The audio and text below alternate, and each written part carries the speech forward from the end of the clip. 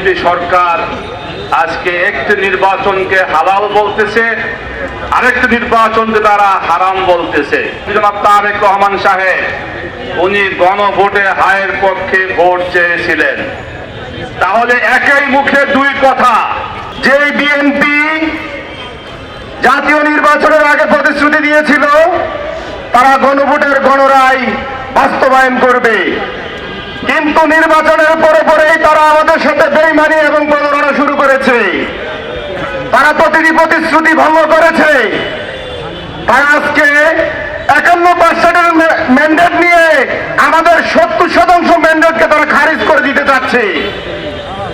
আমরা তাদেরকে বলতে চাই, যদি আপনারা আমাদের এই 70% গণভোটের ম্যান্ডেটকে না মানেন, না বৈধতা দেন, তাহলে আপনাদের 51% সরকারের বৈধতা আমরা দিব না।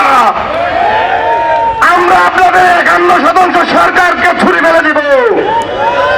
আমাদের স্পষ্ট দাবি, গণভোটের গণরায় বাস্তবায়ন করতে হবে। এই রায়ের মধ্য দিয়ে সংবিধান সংস্কার পরিশোধ করতে হবে, যেখানে আর কোন ফ্যাসিস্ট হাসিনা তৈরি হবে না এবং হাসিনা কোন ফ্যাসিবাদী কাঠামো রাষ্ট্র ব্যবস্থা থাকবে না।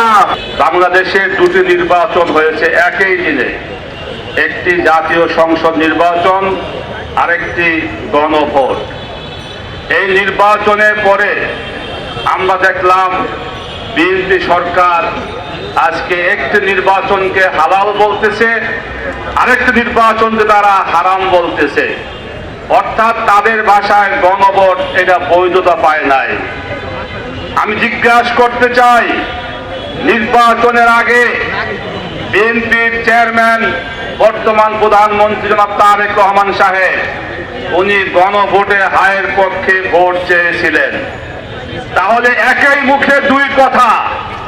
নির্বাচনের আগে গণভোট হালাল ছিল, আজকে নির্বাচনের পরে ক্ষমতা আসার পরে আজকে 2/3 মেজরিটির জোরে আজকে গণভোট হারাম হয়ে গিয়েছে।